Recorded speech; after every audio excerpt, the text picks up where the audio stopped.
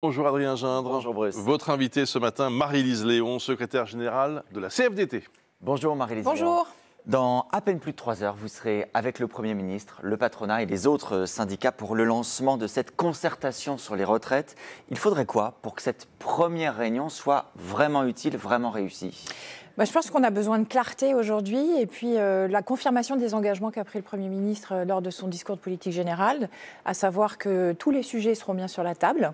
Et donc pour la CFDT, c'est la question de la pénibilité, enfin la reconnaissance de la pénibilité, le fait qu'on puisse effectivement revenir sur l'âge légal de départ en retraite et puis mesurer quelle est la véritable volonté d'aboutir de l'ensemble des participants. Je pense que c'est une réunion importante parce qu'on ouvre là la réponse à la mobilisation historique qu'il y a eu en 2023, le contre mouvement une réforme social qui est finalement passé par 49.3. qui est finalement passé par 49.3. Donc là, on a enfin la parole.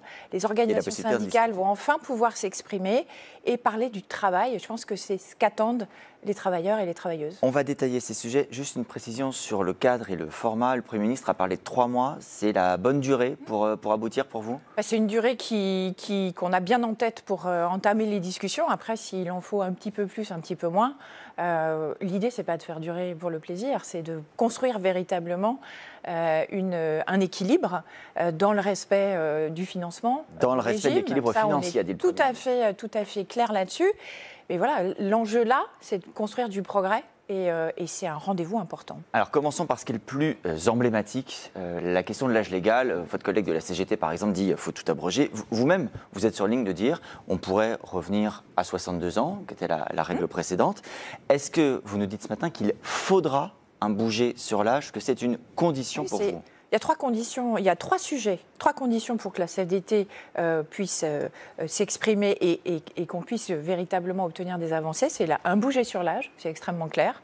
Les 64 ans, c'est profondément injuste pour un certain nombre de travailleurs et de travailleuses. Tous ceux, en fait, qui ne peuvent pas aller jusqu'à 64 ans en bonne santé. Je pense aux ouvriers du bâtiment. Vous êtes peintre en bâtiment, vous êtes carreleur, vous travaillez dans le médico-social, vous êtes aide-soignante. Vous ne pouvez pas aller en bonne santé jusqu'à la retraite. Donc, qu'est-ce qu'on propose à ces personnes-là ? C'est extrêmement important. Donc, il faut reconnaître la pénibilité. Donc, ça, c'est l'âge pour tous uniforme, c'est pas juste. Comment on définit et on reconnaît des critères de pénibilité pour un certain nombre de métiers ? Ça fait 20 ans que la CFDT le porte. On veut pouvoir aboutir sur cette question dans les prochains mois. Et puis nous, on a un sujet sur lequel on est également, auquel on est très attaché, c'est la question des inégalités entre les hommes et les femmes à la retraite. Vous savez qu'il y a 38% d'écart de pension entre les hommes et les retraites. Alors c'est le reflet de carrières professionnelles qui sont aussi très inégales, avec des salaires différents, des durées de travail différents, des carrières plus hachées pour les femmes parce qu'elles s'arrêtent plus souvent contre leur volonté, puisque ce sont des choix qu'elles font par défaut. Et donc, c'est important de pouvoir travailler sur ces questions. Mais si vous n'avez pas, ces 3 conditions, les 3, j'entends bien, oui. Il se passe quoi ? Vous quittez la table de discussion ? Après, nous, ça fait partie des 3 sujets qu'on veut mettre sur la table. On va aussi être à l'écoute, parce que c'est ça aussi une discussion, une négociation. C'est pas être chacun dans son couloir et vouloir imposer à l'autre ce qu'on a décidé. C'est qu'est-ce que les autres organisations syndicales, patronales vont vouloir mettre sur la table, et puis les choses vont se construire petit à petit. Vous avez vous-même rappelé, Marie-Lise Léon, que vous reconnaissiez la nécessité de l'équilibre financier du système. Donc il va falloir aussi trouver de l'argent, pour le dire très simplement. Certains proposent, par exemple, d'aller vers une hausse des cotisations. Est-ce que c'est une voie qui vous conviendrait ? Oui, c'est une voie qui doit être explorée. On parle trop peu du défaut d'emploi des seniors. Aujourd'hui, on est à un taux d'emploi aussi assez calamiteux. On est les plus mauvais élèves quasiment européens. Le fait qu'il y ait si peu de seniors en emploi, c'est un déficit de recettes. Et moi, je pense que ce qui est important... Pas payés, donc qui ne payent pas de cotisation pour que ça rentre dans les caisses. Ce qui est important sur la question du financement, c'est que pour la CFDT, nous, on veut lutter contre la pensée unique, qu'il n'y a qu'une solution et qu'on aura une solution miracle qui serait l'âge uniquement et de dire il faut travailler plus longtemps. 63 ans, ça pourrait être le bon compromis ? Non, mais là, moi, je suis pas. Alors, on n'est pas en négociation tous les deux. Et la question, c'est de savoir quels seront les bougers possibles de chaque côté. Et donc, nous, aujourd'hui, la réforme, elle prévoit 62 ans et 6 mois. On en est là aujourd'hui.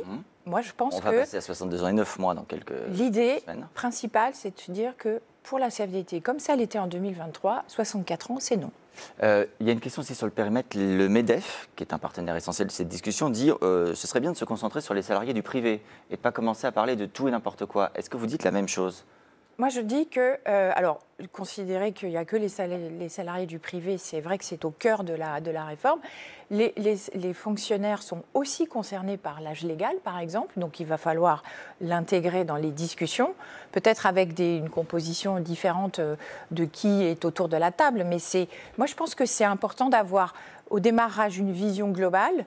Et puis qu'après, en fonction de la légitimité des différentes organisations, on puisse avoir des discussions par sujet. Vous disiez tout à l'heure que vous voulez la confirmation des engagements du Premier ministre. Je rappelle que hier, notamment pour éviter la censure et éviter que les socialistes ne votent la censure massivement, le Premier ministre leur a confirmé qu'il n'y aurait pas 4000 suppressions de postes dans l'éducation nationale, qu'il n'y aurait pas d'augmentation du délai de carence pour les fonctionnaires en cas d'arrêt maladie. Il y a encore la question de l'indemnisation des arrêts maladie et le montant auquel on est indemnisé. Est-ce que là, vous attendez vous aussi un recul du gouvernement sur ce sujet? Un recul sur cette question de la baisse de l'indemnisation pendant les arrêts maladie et l'ouverture très rapide de discussions sur la garantie individuelle du pouvoir d'achat, qui est aussi un engagement du Premier ministre dans le cadre de l'expression qu'il a eue hier. Donc c'est une demande supplémentaire que vous formulez? C'est une demande. La garantie individuelle du pouvoir d'achat, ce n'est pas une demande supplémentaire, c'était déjà sur la table à la fin de l'année dernière. C'était déjà. Et pour la CFDT, nous, notre caractéristique, c'est qu'on construit des droits concrets par la négociation. Et dans les fonctions publiques, il y a beaucoup de sujets qui doivent faire l'objet de négociations. Aujourd'hui, on nous parle beaucoup de la question des fonctionnaires comme un coût. Ça a beaucoup été abordé au prisme budgétaire. On a un sujet central de manque d'attractivité de la fonction publique. Pour faire venir des candidats. Des fonctions publiques. Et oui, il y a 60 000 postes vacants, non pourvus dans les fonctions publiques. Il faut absolument travailler sur cette question. Et ça, c'est par la négociation qu'on va y arriver. Marie-Lise Léon, les discussions s'ouvrent très rapidement. Le Parti socialiste a obtenu qu'il y ait un retour au Parlement, soit en cas d'accord total des syndicats, soit en cas d'accord partiel. En revanche, en cas d'échec de vos discussions, tout à l'heure, c'est la loi actuelle sur les retraites qui continuera de s'appliquer. Est-ce que c'est une règle du jeu que vous acceptez? C'est la règle du jeu qui est posée aujourd'hui.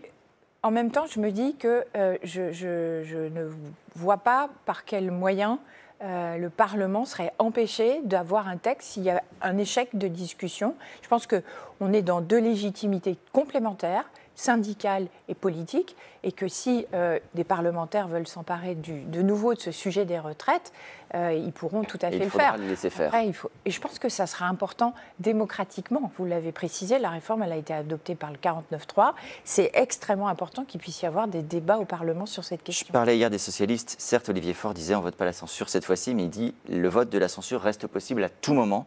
Est-ce que vous le comprendriez? Est-ce qu'il a raison de maintenir cette épée de Damoclès au-dessus du gouvernement? Ouais, moi, je ne suis pas dans les considérations politiques. Moi, je suis responsable d'une organisation syndicale.